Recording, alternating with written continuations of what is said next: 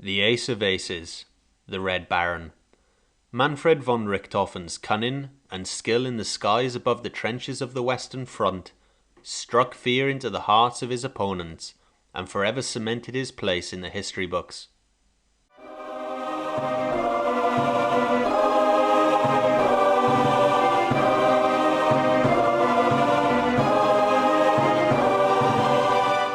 On May 2nd, 1892, in the Prussian city of Breslau, now modern-day Poland, Manfred von Richthofen enjoyed a privileged upbringing. The son of a major in the Prussian army, it wasn't long before young Manfred would follow his father into a military life. At age 11, he was enrolled into a military academy, and after serving 8 years as a cadet, Richthofen was given a commission in the 1st Uhlan Cavalry Regiment of the Prussian Army in 1911. 3 years later, as the First World War broke out, he would get his chance to experience combat, seeing action on both the Eastern and Western fronts. Immediately the young officer distinguished himself, showing immense courage under fire. He would eventually be decorated with the Iron Cross. However, as the war quickly turned into a stalemate as trench warfare set in, the role of the cavalry evolved from one of combat to that of supply. Unhappy with this new role and eager to play a larger role in the war, Richthofen requested a transfer to the Air Corps.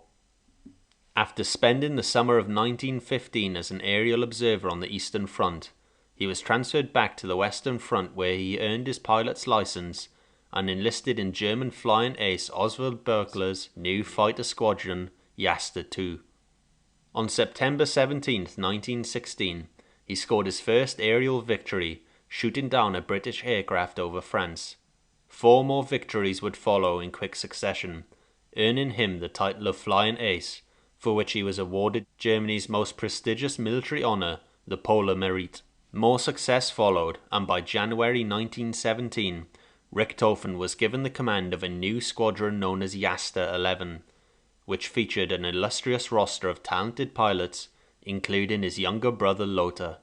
Upon taking command of Jaster 11, Richthofen painted his Albatros Mark III fighter plane red for the first time, which would eventually lead to the British nicknaming him the Red Baron, a name that would echo throughout history. In April of 1917 alone, Richthofen shot down nearly 24 Allied aircraft, and by the end of that year's spring, his aerial victory tally had climbed to 52, which subsequently propelled him to star-like status, and he quickly became a powerful propaganda symbol back in Germany. Promotion was quick to follow, and in June of 1917, he was given command of Jägerschwader 1.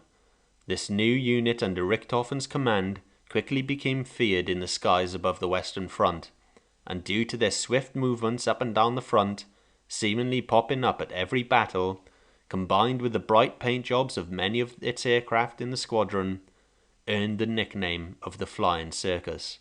By the middle of that summer, the Flying Circus was outfitted with the new Fokker DR-1 triplane, which would later become synonymous with the Red Baron. Richthofen's tactics thus far of attacking as a tightly formed squadron had served him well.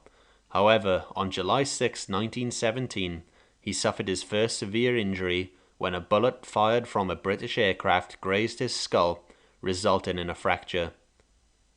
Going against medical advice, he returned to the skies in October 1917 and recorded a further 18 victories over the next 6 months, taking his tally to 80. On April 21, 1918, the Red Baron would take to the skies one last time over Vaux-sur-Somme, France. During a dogfight with a British plane, Manfred was struck in the torso by a bullet and died after crash landing in a nearby field. He was only 25 years old. In just 2 years, Manfred scored 80 confirmed aerial victories, became a propaganda hero to the German people, and remains the highest scoring ace of World War I. Despite his fearsome reputation, he earned the respect of his opponents, and as testament to this, on the 22nd of April 1918, members of the Australian Flying Corps who had recovered his body buried him in a village churchyard near Amiens, France, with full military honours. Thank you for watching, and let me know in the comment section below what are your thoughts on the Red Baron. Can he be considered both as a friend and enemy of the Allied forces? See you next time.